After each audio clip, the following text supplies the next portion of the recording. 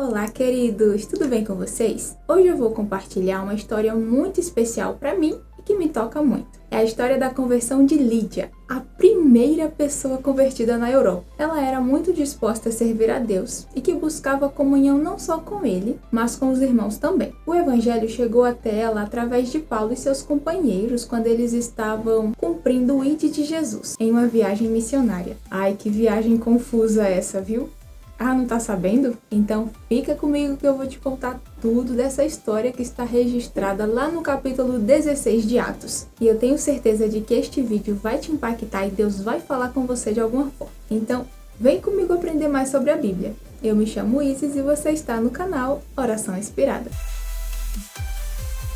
Tudo começou quando o apóstolo Paulo estava em sua segunda viagem missionária, na qual ele visitava as igrejas onde já tinha pregado o evangelho para fortalecer os irmãos na fé e também transmitir as decisões tomadas pelos apóstolos e presbíteros lá em Jerusalém para que a pregação do evangelho continuasse pura e simples como deve ser. Assim, o número de cristãos poderia crescer em quantidade e em qualidade também. E durante o trajeto, Paulo, Silas e Timóteo procuravam novos lugares estratégicos, como por exemplo cidades importantes para o comércio, pois essas cidades elas possuíam várias rotas comerciais e grande fluxo de pessoas, e também muitos viajantes. E isso era muito bom no ponto de vista de compartilhar o evangelho, porque lugares assim tinham um ótimo potencial para desenvolver outras comunidades de fé, onde as pessoas pudessem ouvir o evangelho, ser transformados e espalhar a mensagem de Cristo mais facilmente. Com isso em mente, eles decidiram pregar a palavra na província da Ásia, onde atualmente é a Turquia, mas eles foram impedidos pelo Espírito Santo. Então eles seguiram viagem e tentaram entrar na Bitínia, mas novamente foram impedidos por Deus. Eu tenho que admitir que para mim é no mínimo curioso e confuso o Espírito Santo impedir por 2 vezes seguidas a pregação.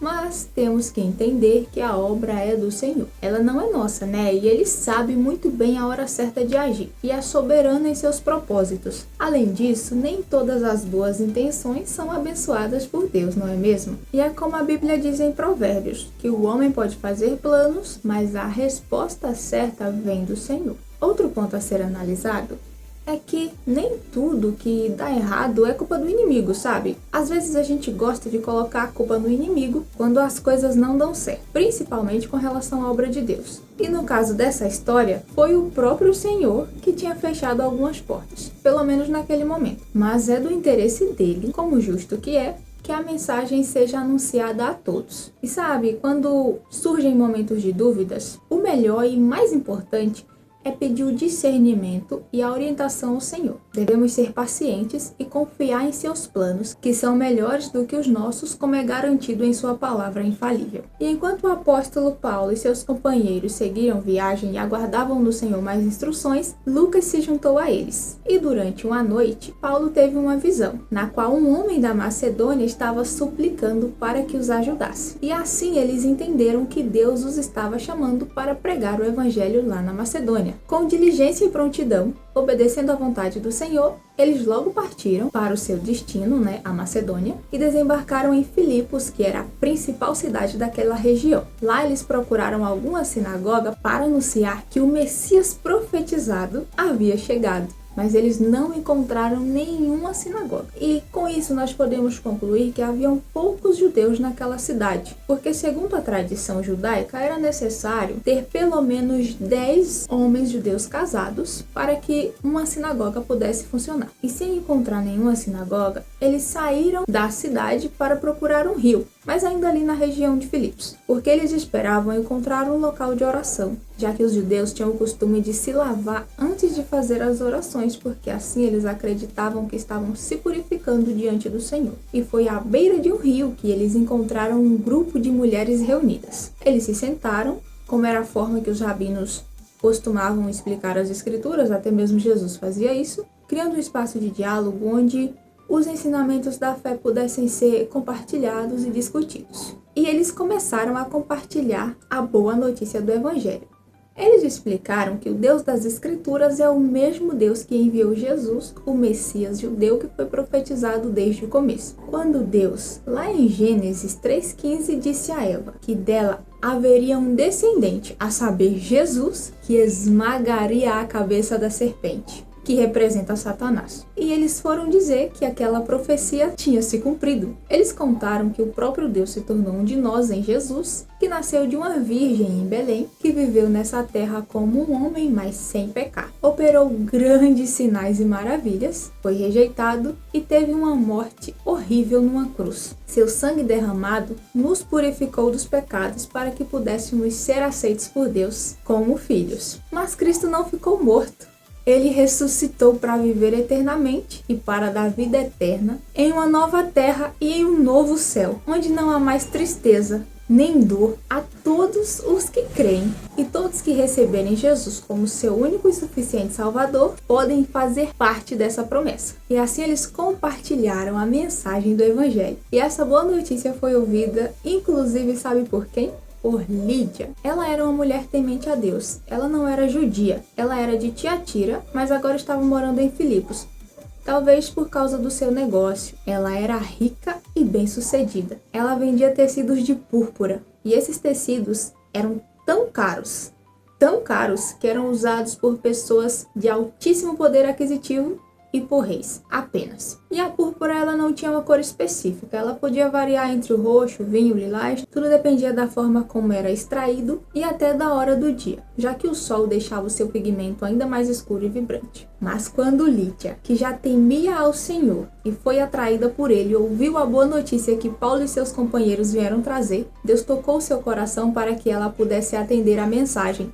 Então ela se converteu a Cristo, se arrependeu dos seus pecados e foi batizada, bem como todos os de sua casa. Ela também era tão hospitaleira que convidou Paulo e seus companheiros para se hospedarem em sua casa, mostrando que ela era uma pessoa grata, humilde e disposta a servir. E uma das partes que eu mais gosto nessa história é que Lídia, ela não buscou o Senhor por estar com algum problema, como a gente vê muitas vezes por aí, não é? Afinal, ela tinha dinheiro de sobra. E aparentemente uma boa saúde, já que ela não pediu uma cura, ou pelo menos não ficou registrada. Além disso, ela não se acomodou em sua casa. Ela não se prendeu ao fato de que haviam poucos judeus naquele lugar, de que não havia uma sinagoga e poucas pessoas com que ela pudesse compartilhar a sua fé. Não, ela simplesmente procurou um grupo de pessoas que compartilhavam da mesma fé que ela, para que eles juntos pudessem formar uma comunidade, onde eles pudessem, em oração, fortalecer uns aos outros. Isso é muito bonito, não é? E também é uma lição para o grande número de desigrejados que a gente vê por aí. E além disso, a Bíblia também nos instrui a congregar. Mas a história não para por aí. Certo dia, enquanto eles estavam indo para o lugar de oração, eles encontraram uma jovem escrava que tinha um espírito que predizia o futuro. Ela era uma jovem endemoniada e ganhava muito dinheiro para os seus senhores com essas adivinhações. E essa moça ficou seguindo Paulo por muitos dias. E enquanto ela seguia, ela gritava: "Estes homens são servos do Deus Altíssimo e anunciam o caminho da salvação." Até que finalmente Paulo teve discernimento e percebeu que por trás da ação daquela moça tinha um espírito maligno. Então ele ficou indignado e disse ao espírito: "Em nome de Jesus Cristo, eu ordeno que você saia dela." E no mesmo instante, o espírito a deixou e ela ficou liberta. Glória a Deus! Como esse nosso Deus é poderoso, não é mesmo? Além disso, pessoal, os milagres não pararam naquele tempo. Ainda existem pessoas por aí que precisam de libertação. Por isso, nós precisamos nos colocar sempre na brecha e estarmos à disposição do Senhor. Não podemos esquecer que a Bíblia nos garante que os sinais seguirão aos que creem. E se nos falta fé, nós devemos pedir para que o Senhor nos acrescente, para que a gente propague a mensagem do Senhor com poder, para que as pessoas tenham a vida transformada. E essa transformação tem que começar primeiro em nós e depois no outro. E aí, gente, vocês gostaram da história de hoje? E no próximo vídeo eu vou aproveitar que é época de Natal para fazer um especial sobre Jesus, contando o plano da salvação desde o começo, onde eu vou explicar por que precisamos de Jesus e por que ele é tão importante para os cristãos e para todos aqueles que decidem crer nele. Então se inscreva aí para não perder. Aí eu também vou contar para vocês o desfecho da história da jovem endemoniada. Vocês acreditam que os senhores dela ficaram furiosos porque a sua fonte de lucro havia acabado e por causa disso eles criaram um tumulto tão grande, que até Paulo e Silas foram parar na prisão. Eu vou contar tudo nos próximos vídeos, então não percam. Aí deixa o seu like que isso me ajuda demais. Quando você deixa o seu like, o YouTube entende que esse conteúdo é relevante e recomenda o vídeo para mais pessoas. Aí fazendo isso também você estará me ajudando a propagar a mensagem do Evangelho. Então deixa o seu like, o seu comentário e sua inscrição. Muito obrigada e até a próxima!